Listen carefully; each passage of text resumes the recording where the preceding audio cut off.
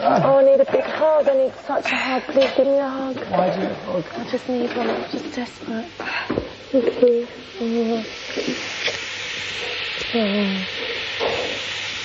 Now you can dry the dishes with that hug. Oh, little lovely. Can I get a hug, Penny? Sorry? Can I get one? Can I get a hug? Oh, little lovely. Let me say you little lovely. Jen's like, okay. Eyes are watering. Oh, little lovely. Is Narinda right, or is she just hungry? I don't know. I like it if I was getting a few rays.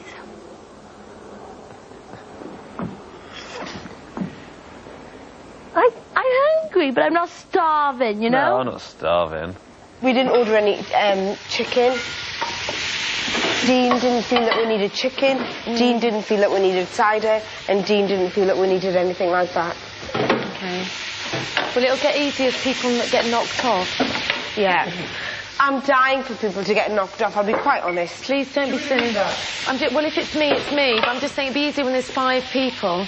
There'd be enough eggs for breakfast. It'd be fantastic. Whoever's here, you'll have a lovely life. Oh, this is good though when it comes out. Yeah, obviously. Is there any more clouds over there, Stu? Nope. As soon as that one's gone, that's it. Is it really?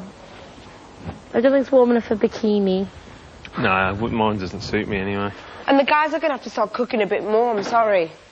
What? They're very happy to be their little men outside and make their little decisions, then come inside and impose them decisions on us while they're sunbathing, but I don't agree with that.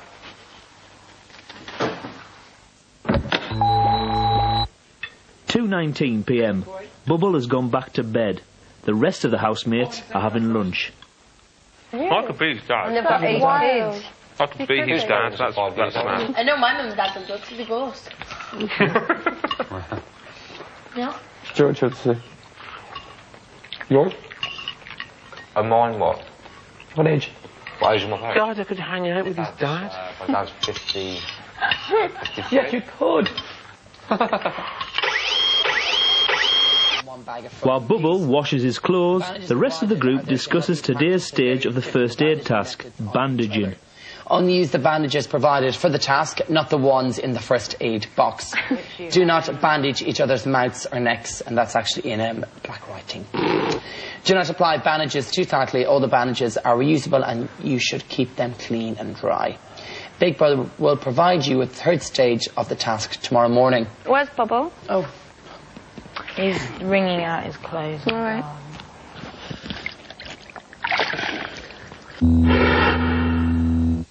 I couldn't explain as well as I would like to have.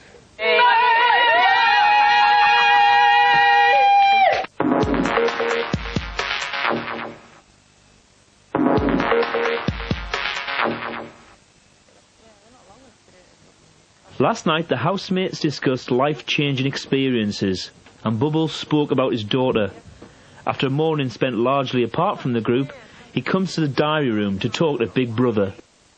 It was just very hard for me last night to sit there and discuss that. And then, once I started, I got so choked up that I couldn't explain as well as I would like to have. Does that make sense? Big Brother understands. Cool. I was going to go and tell them about their bandages, okay? Thank you, Bubble. Bubble, if ever you feel the need to speak to somebody, Big Brother is always here for you. Wicked. Charles.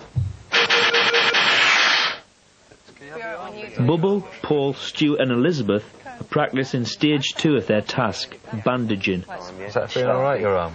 Oh, yes, it is now. Is it? Are you sure? Oh, lovely. Yeah? Well, what happened? Oh, I let go of the roll. Failed. You feeling okay? Yeah, Would you fail for something like that? You sure? Well, I reckon you would.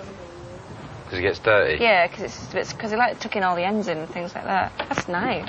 Sure. What a nice touch you've got there. I just don't want to hurt you, because obviously I know that you're really injured. I am. Oh, it hurts. Oh, be gentle. Oh, sorry. Elizabeth didn't really register on the radar for the first few days, but recently things have started to change. Elizabeth was shocked to me. Elizabeth is the little dark horse.